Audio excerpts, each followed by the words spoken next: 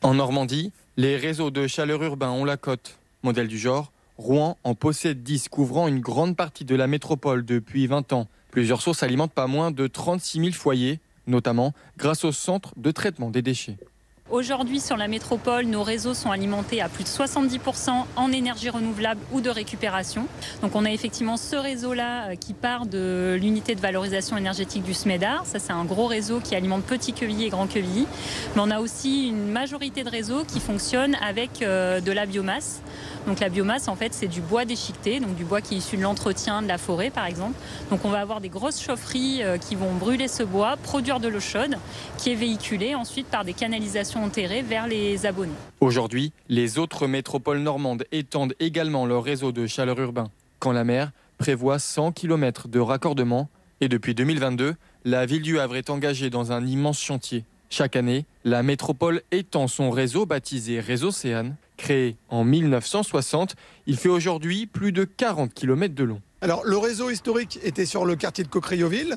Il faisait 10 km. Il alimentait essentiellement le quartier de Coquerilleville.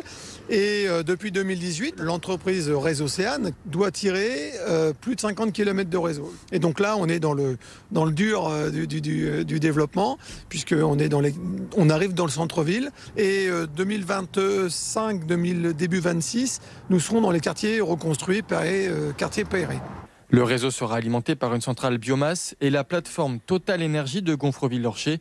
En 2026, ce sont 60 km qui seront raccordés.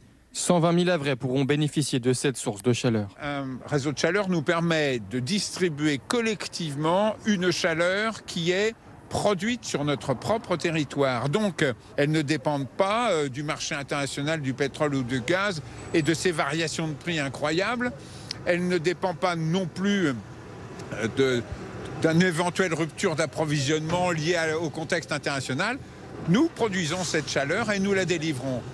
Et, argument supplémentaire, nous arrivons à la délivrer 20 à 30% moins cher que, par exemple, un chauffage classique au gaz. Le développement d'un réseau de chaleur urbain a tout de même un prix pour les collectivités. La métropole du Havre a déboursé 180 millions d'euros pour les 50 km supplémentaires de son réseau.